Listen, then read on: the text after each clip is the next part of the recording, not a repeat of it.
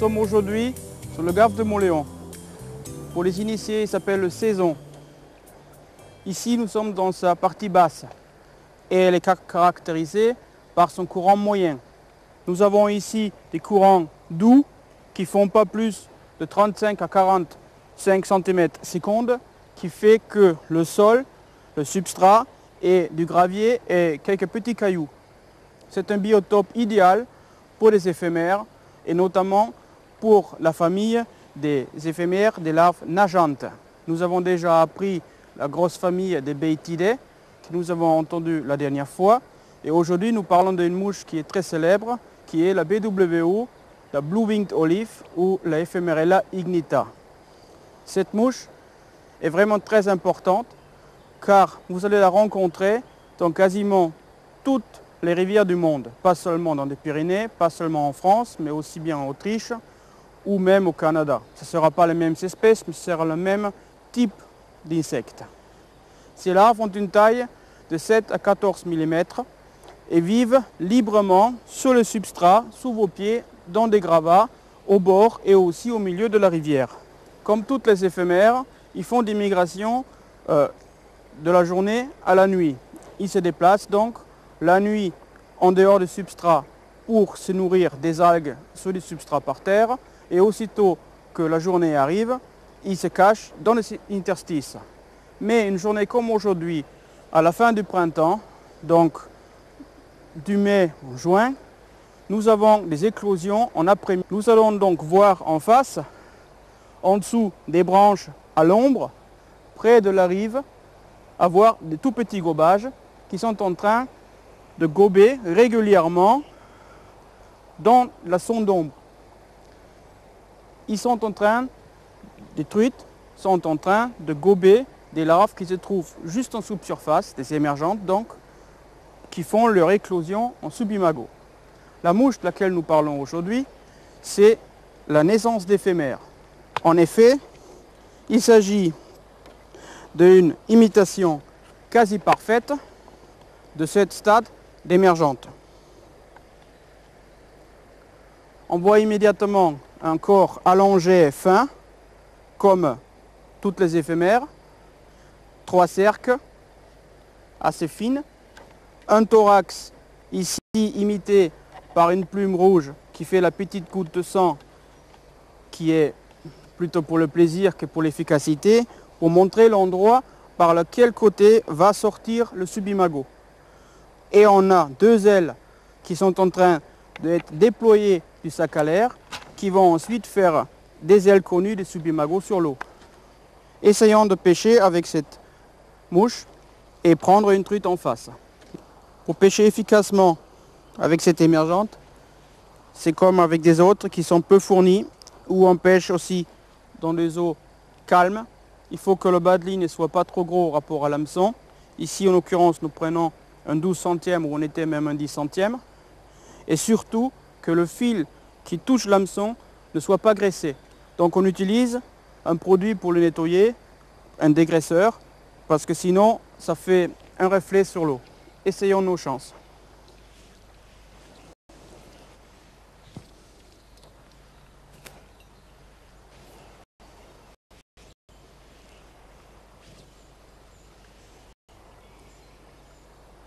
Ah, un petit refus. Elle n'a pas pris encore de suite, mais ça va venir. Mais pour le moment, allons à l'étau, montons-la ensemble. L'hameçon 4 fois de long, extra fin de fer, sert spécialement pour les émergentes d'éphémères. Sa tige est très longue et elle limite parfaitement les abdomens d'éphémères. On fixe la soie de montage. La soie à montage est enroulée jusqu'au bout de la hampe. On va fixer des fibres de queue de faisan pour des cercles et la plume va servir en même temps pour confectionner l'abdomen. Toujours les 3 enroulements. On fixe. On ajoute le cerclage, le fil doré.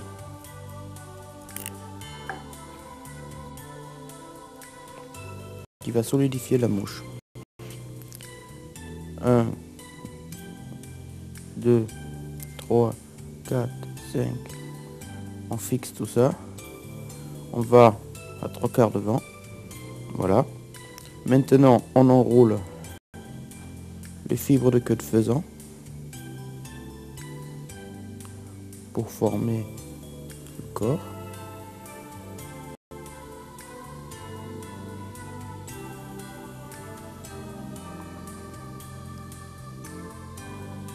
Jusque devant, voilà.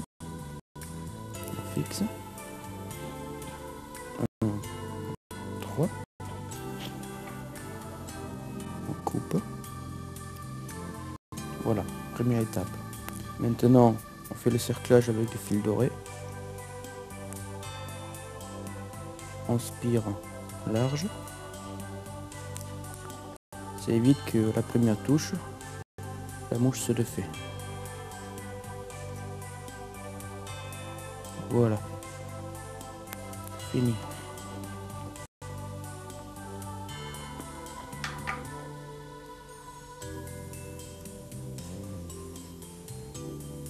Bon. On fixe la boîte à ailes qui est confectionnée à part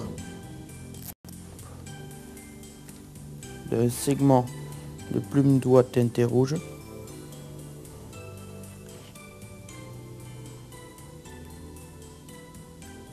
Voilà.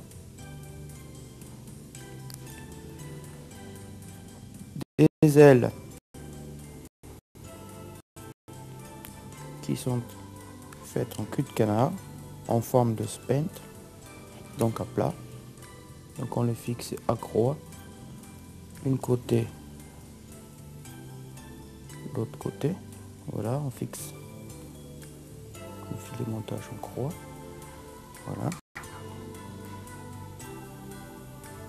On coupe pour égaliser l'aile. Et le thorax va être formé par une petite touffe de masque de lièvre teintée roux.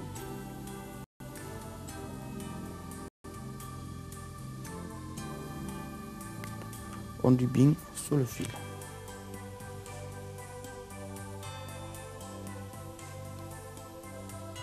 Toujours en croix. Voilà.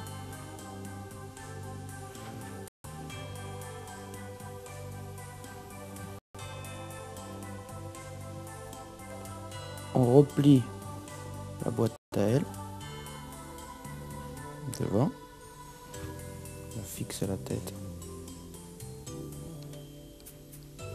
et on coupe.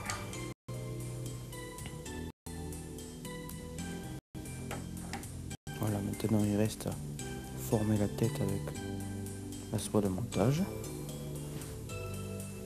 3 demi-clés pour terminer la mouche.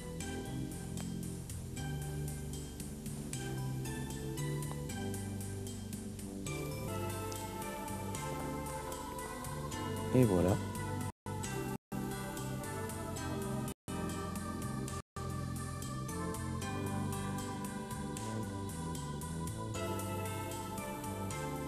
Vous avez vu, une mouche facile à monter, rapide, simple et pas chère. La plume fait tout. Néanmoins, il faut respecter les proportions. Il faut que l'abdomen soit très fin. Tous les éphémères sont très allongés et très fins. Le thorax un peu plus volumineux, un peu plus sombre et surtout des ailes pas trop. À la limite, au début, vous pouvez mettre le cul de canard un petit peu touffu. Mais quand vous voyez le refus, comme j'ai eu tout à l'heure, il faut immédiatement couper avec le cutter ou avec un ciseau et laisser que quelques fibres. De moins de fibres il y a, de mieux c'est. Et je vous assure qu'on va la prendre.